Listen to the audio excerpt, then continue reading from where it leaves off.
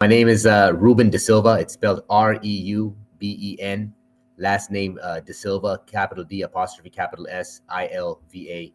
And I am a social studies teacher here at Rancho High School. I teach history and I teach government. Um, so what has been the lectures like for you and your colleagues, kind of getting the students, informed about this election, and why is this election kind of different than some of the other ones that, in our nation? Well, as you know, it's the biggest story in the news right now, and it's not lost on our students. So, they all have questions about the election. They all want to know who I'm going to vote for and things like that. We do have we watch CNN 10. It's a student sort of centered national program that CNN sponsors just to keep students abreast about what's going on in the world. We watch it every day at the start of class, and as you can probably tell, to this whole year, there's been every day there's been a story, pertaining to the election. So it's on the minds of our students. Just today, actually, I asked my students to do an essay that's going to be due Friday night. The essay's question is, what are the biggest issues you think the nation and the community is being faced with? So this is an ample opportunity, an excellent opportunity, really, for teachers to get students thinking about the world around them, to get them thinking about the big questions that affect our society, our country, our communities, and to also prepare them for participation in a democracy. So that's really what my aim is as a history and government teacher. I've as many of I'm an elected official myself. I represent many of them in the state assembly, their families and their neighborhoods. But I have never once brought up who I'm going to vote for in class. I think that's very important for those of us who are teaching in public schools. To separate our personal politics from that of what we are doing and what we're bound to teach in our classrooms. Now, if they Google search me, or they see a post of mine on social media or something, or follow the interviews that I give, then that's a different story. But I really try to separate the two. I keep my public persona separate from the one that I have here in the classroom.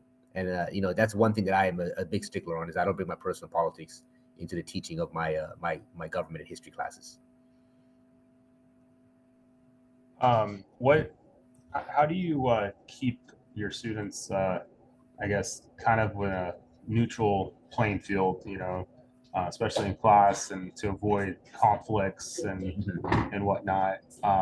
Yeah. And just what are some of the things that you're kind of some of the basics that you have to kind of teach your students with when it comes to elections and how the government is structured, so that they're really informed? Yeah. So, to be honest with you, in a social studies class, we actually welcome debate.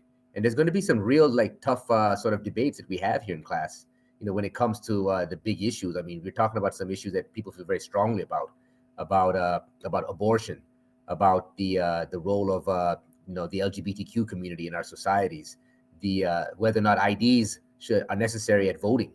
These are big questions that not the students are also interested in, and not just us adults who are going to be voting on these issues here in the election.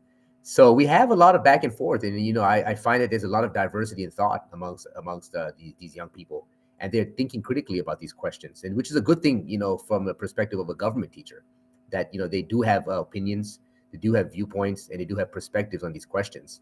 So it's not about quelling the debate or stopping students from having some of these arguments. I think that the classroom is a good place for this to happen. It's an environment where we can have the safe exchange of thoughts. You have qualified teachers who are there to actually facilitate these discussions and these debates.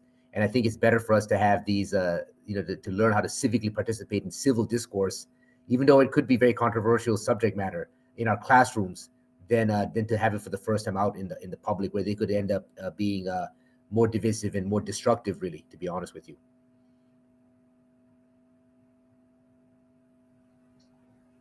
What do you find as being some of the things that your students are maybe not as informed about? Do they know what the Electoral College is about? Do they know why Nevada is such a hot place for these candidates to come and do their rallies? I mean, have they asked you, like, why is so and so here so often over the last 3 weeks? Yeah, yeah. So my students will understand that, and according to the state standards and the Nevada state standards, we do have to have a coverage of the Electoral College. So I just got done doing that in my U.S. history class. The first quarter of the class is really focused on the Revolution, and then the creation of the country, and then the establishment of the Constitution. And there is a focus on the three great like debates and compromises of the Constitution. So one, of course, is the great compromise, the big states versus large states, the creation now of the House of Representatives and the Senate. And we talk about the 3/5 compromise, but we also talk about another very important compromise that the founders delved into, and that was the selection of the presidency. You have some wide-ranging sort of perspectives. You have people like James Wilson, who talked about the national popular vote. You had others who said that the president should be elected directly by the Congress. So then we come up with this compromise of the Electoral College. And the students in my class will understand it, and they understand that it's the states then that choose these electors that go on to choose the presidency. And we have got into the conversation about why it's these 7 states. For all intents and purposes, it's going to be the 7 states that keep coming up in the news. One of them being Nevada is going to choose the president, and they know that we're a battleground. That our state is relatively evenly divided. It's a very purple state.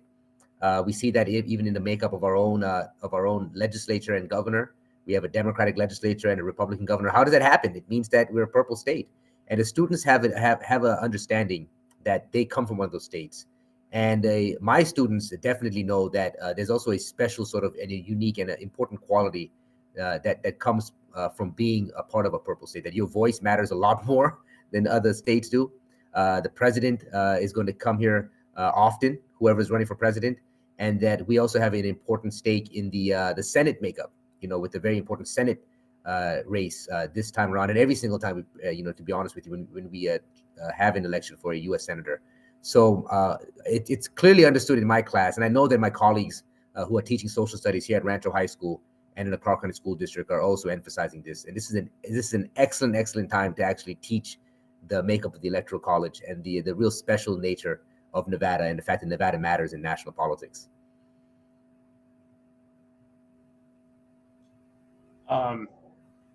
Take me back. I want to hear some of the questions that your students have been asking, aside from who you're voting for and things like that. But when it comes to them in class, like the raise their hand, what exactly are they asking? What do they want to know? Mm-hmm. About this election? Like I'm sure they're seeing ads on TV, they're seeing this, they're seeing that, they're reading such stuff. So what exactly are they coming up and asking? Yeah, that's a really good question. The first direct one is that's the big question. They all want to know who I'm going to vote for. But aside from that, I think the inkling, the sort of feeling I get from my students is that they're kind of a bit nervous about what's going to happen. There seems to be a sense of uncertainty about what kind of a world that they're going to be stepping into. I teach mostly juniors and some seniors, and they're about 18 months to 6 months, from being in that real world. They'll be adults. Many of them will be voting for the first time in this election, and many of them already have. But the sense that I get is that they're really nervous about stepping into the real world. They hear about wars. They hear about the affordability crisis. One thing that keeps coming up over and over again in the conversations we have in class, and this happened yesterday too when we were talking about the class system in America, was the fact that housing is a very big issue, and housing is becoming unaffordable day by day here in this state. So they have a lot of concerns about those economic issues.